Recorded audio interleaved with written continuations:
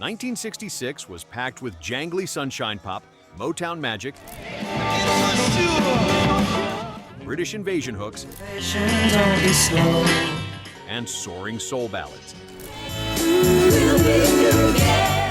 But a handful of records rose above the noise and became songs we still know by heart.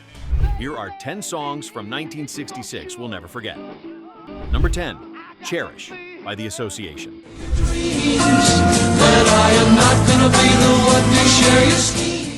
In the mid-1960s, Los Angeles became a hub for lush, harmony-laden pop music, thanks in no small part to the creative output of groups like The Association. Their single Cherish showcased meticulously arranged vocals, an approach shaped by producer Kurt Bacher at the reins during its recording.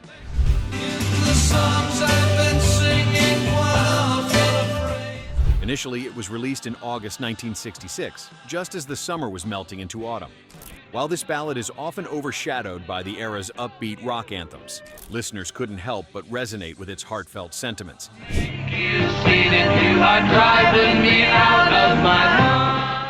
Notably, Cherish soared to number 1 on the charts later that year, sealing its place as the group's signature song.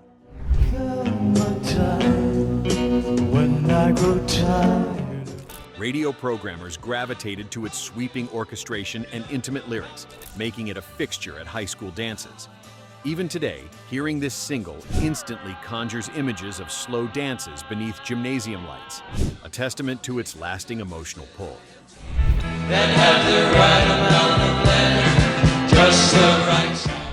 Number 9, Good Lovin' by the Young Rascals.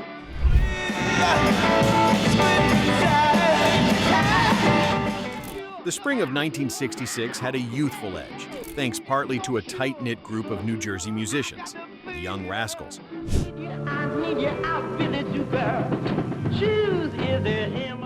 When they released Good Lovin', they took a modest R&B track and supercharged it with organ riffs and pure energy in the studio, guided by Atlantic Records' legendary touch.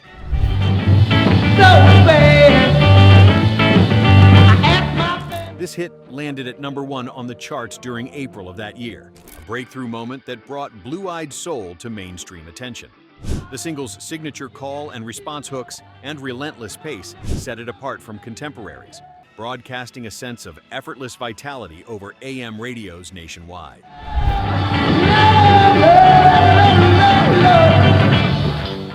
In the years since, this recording became a staple for cover bands and retro playlists alike, but its jubilant spark has roots in that original session. Though more polished productions would follow, Good Lovin' stands as an infectious document of youth on the brink of pop dominance.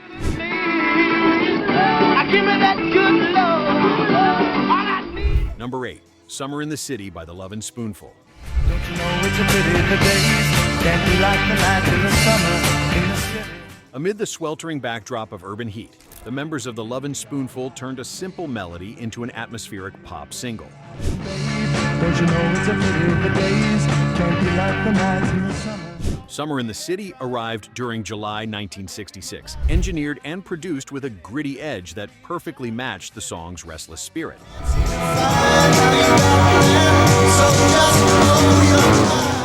Its clamorous car horns and jackhammer sounds, rarely used in pop at the time, made for an evocative cityscape recognized by listeners everywhere. The song reached number 1 on the charts, cementing its place as the band's biggest hit.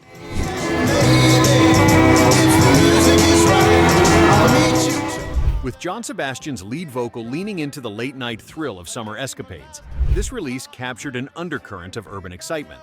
It's the sort of anthem that instantly conjures up memories of sweltering sidewalks and sticky nights decades later, proving that an innovative studio approach could turn a straightforward pop tune into a lasting slice of 60s Americana.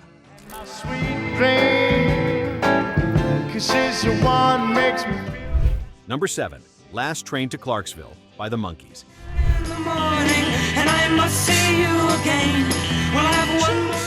Television and pop music collided in an unprecedented way when the Monkees filmed their debut season in 1966.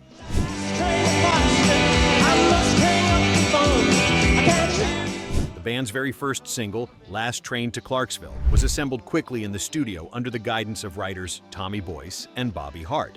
with recording taking place early that summer. And I don't know if I'm ever coming. This infectious tune surged to #1 on the charts and became synonymous with the group's quirky brand on TV. Audience response was immediate. Young fans were already singing along before most of them even knew what Clarksville was. Crafted for crossover appeal, the song's jangly guitars and insistent rhythms perfectly suited the changing soundscape of American radio.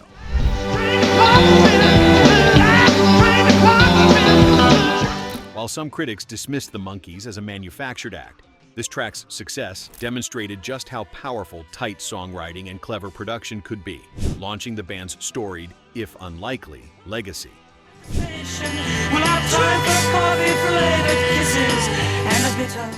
Number 6, When a Man Loves a Woman by Percy Sledge.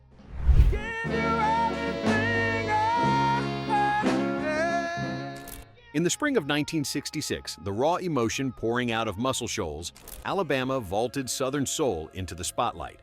Percy Sledge's breakout single, When a Man Loves a Woman, was recorded at that legendary studio, capturing all the yearning in his unforgettable vocal delivery.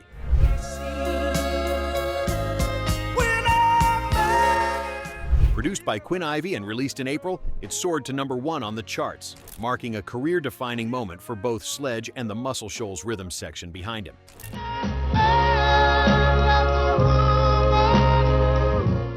The single's organ swells and bluesy horns set a new standard for deep soul ballads, resonating with audiences far beyond its regional roots.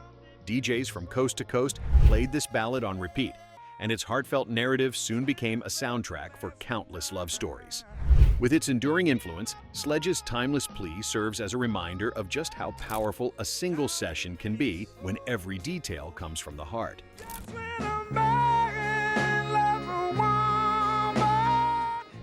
We're halfway through, and the sounds of 1966 are already bringing back some deep cuts.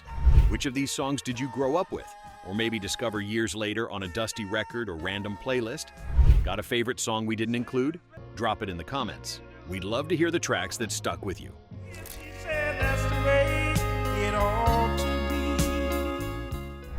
Number 5, Monday Monday by the Mamas and the Papas.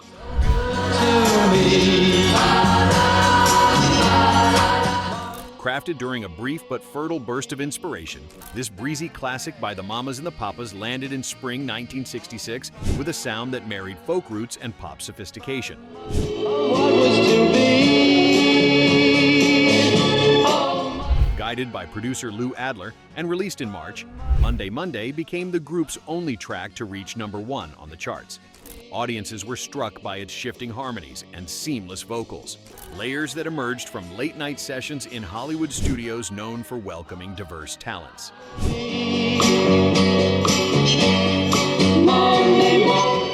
The single's narrative of hope and wistfulness resonated with fans, navigating the tumults of love and workweek blues.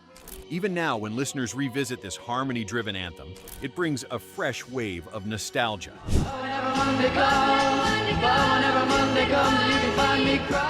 Summoning the distinctive energy of mid-60s counterculture. The song stands not just as a radio staple, but as a marker of how rich vocal interplay can elevate a simple melody into something unforgettable.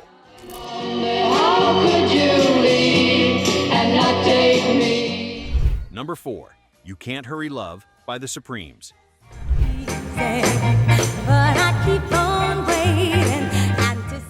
Detroit's Motown studios in 1966 buzzed with a relentless drive for hits, and the Supremes, led by Diana Ross, delivered a defining example with You Can't Hurry Love.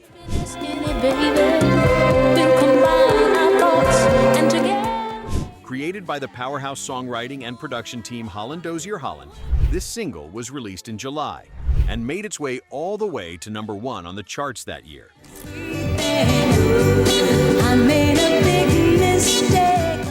Although the group had already racked up multiple chart toppers, this single showcased a new level of sophistication in arrangement, blending the signature Motown rhythm with gospel-tinged melodies.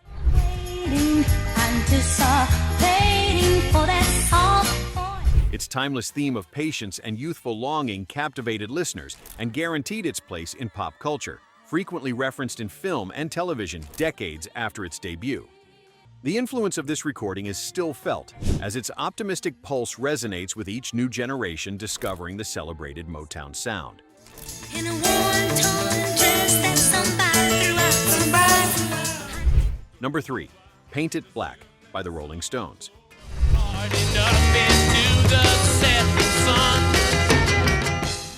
Early in 1966, the Rolling Stones found themselves embracing new textures and darker moods inside London's storied RCA studios. Out of these sessions emerged Paint It Black, a track driven by Brian Jones's haunting sitar parts and relentless rhythm.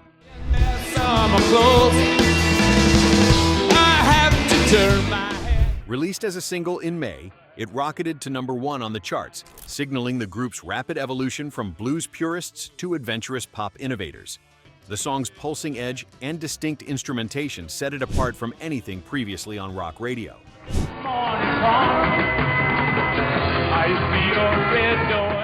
Fans heard something wholly unexpected from Jagger and company, a driving force that shaped the tone of the summer. As decades passed,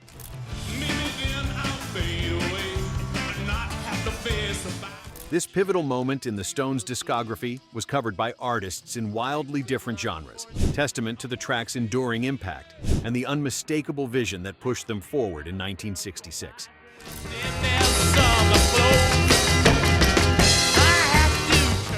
Number 2, Reach Out, I'll Be There by Four Tops.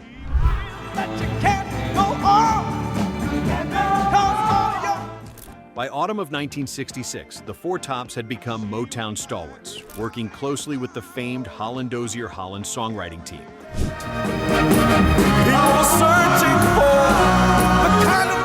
Their anthemic masterpiece, Reach Out, I'll Be There, was recorded in Hitsville, USA's Studio A, and propelled to number 1 on the charts on the strength of Levi Stubbs' passionately raw lead vocal.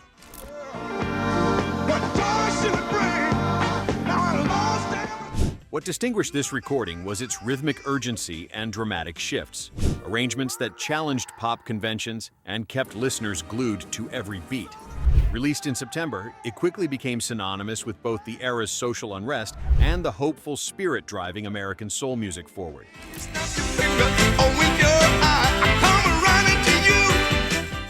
Radio stations embraced the single for its emotional uplift, and subsequent generations rediscovered its rare blend of intensity and optimism. As a touchstone of mid-1960s pop, this high-energy favorite remains an unmistakable highlight of Motown's golden age.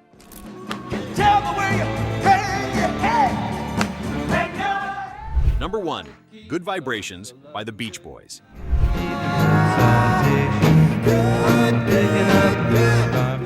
Innovation seemed to be the word of the year in 1966, and no single captured this more than the Beach Boys' Good Vibrations.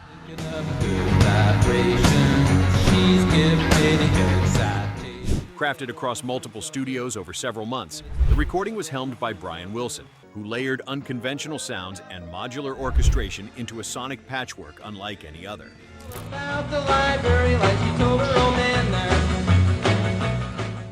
Surfacing in October, this pop symphony soared to number 1 on the charts and became an immediate barometer for cutting-edge studio wizardry. The track's use of the electro-theremin, played by Paul Tanner, was virtually unheard of in mainstream radio at the time, creating a unique aural signature. She goes with me to a blossom. Critics and fellow musicians alike recognized the leap in creativity, with Paul McCartney citing it as a benchmark of pop production. Decades later, the creative intent behind this iconic hit is still dissected by music fans and scholars searching for the sound of transformation.